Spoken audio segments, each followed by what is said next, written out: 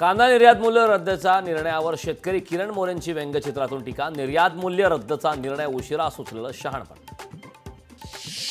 संभाजीनगरात PM किसान योजनेचे पैसे अडकले, बँक खाते आधाराशी संलग्न करून घेण्याचं कृषी विभागाचं आवाहन।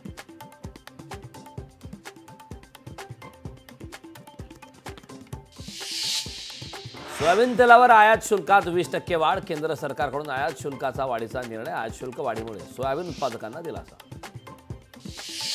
भंडारा जिल्ह्यातील क्रीडा संकुलाची दुरावस्था, लाखो रुपये खर्चून उभारले क्रीडा संकुल, खेळाडूंची निर्मिती होणार कशी असा सवाल उपस्थित। राज्यातील 24 उपजिल्हाधिकाऱ्यांना बढतीचा प्रस्तावाविरोधात 3 संघटनांची मुख्य सचिवांकडे तक्रार। नियम डावलून उपजिल्हाधिकाऱ्यांना बढती दिल्याचा आरोप। मुख्यमंत्री एकनाथ शिंदे आज धाराशिव जिल्हा दौऱ्यावर। धाराशिवमध्ये आज मुख्यमंत्री माझी लाडकी बहीण योजनेचा कार्यक्रम।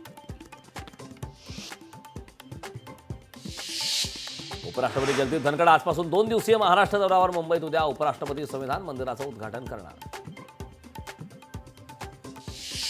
पंतप्रधान नरेंद्र मोदी पुणे दौऱ्यावर। 27 सप्टेंबर रोजी नरेंद्र मोदींचा पुणे दौरा। शिवाजीनगर ते स्वारगेट या मेट्रो मार्गाचं पंतप्रधानांच्या हस्ते उद्घाटन। लालबागच्या राजाच्या दर्शनासाठी आज आणि उद्या भाविकांची मोठी गर्दी होण्याची शक्यता। शनिवार आणि रविवारच्या सुट्टीमुळे लालबागमध्ये भाविक मोठ्या संख्येने दाखल होणार। साताऱ्यातील कोयना धरण परिसरात पावसाचा जोर ओसरला। साताऱ्यात ऊन पावसाचा खेळ सुरू, शेतकऱ्यांमध्ये आनंदाचं वातावरण।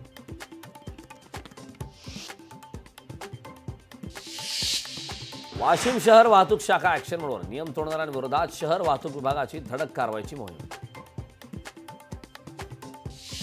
मराठा समाजाच्या शिष्टमंडळाने घेतली मुख्यमंत्र्यांची भेट। मराठा समाजाच्या मागण्यांबाबत सरकार सकारात्मक, मुख्यमंत्री एकनाथ शिंदेंचं विधान।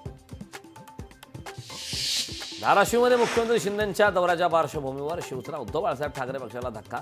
शिवसेना उद्धव बाळासाहेब ठाकरे पक्षाचे तालुका प्रमुख शिवाजी कापसे यांचा राजीनामा परंडा येथे करणार शिवसेनेत पक्षप्रवेश।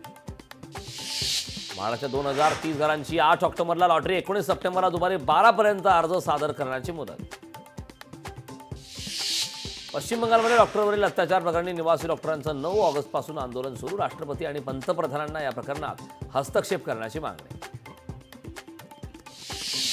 हिमाचल प्रदेशातील मंडी शहरात स्थानिकांचं आंदोलन। सरकारी जमिनीवर बांधलेल्या मशिदीचा भाग पाडण्याची मागणी। बीड विधानसभा मतदारसंघात 25,000 बोगस मतदार। बोगस मतदारांची यादी निवडणूक अधिकाऱ्यांकडे सुपूर्द केल्याची माहिती शिवसेनेचे जिल्हा प्रमुख अनिल जगताप यांनी केली।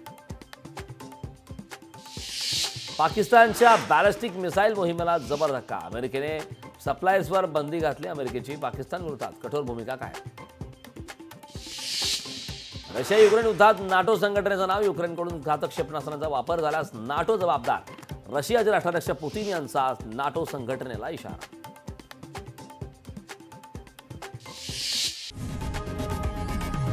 लोकशाही मराठी ऐका, पहा, जागरूक रहा।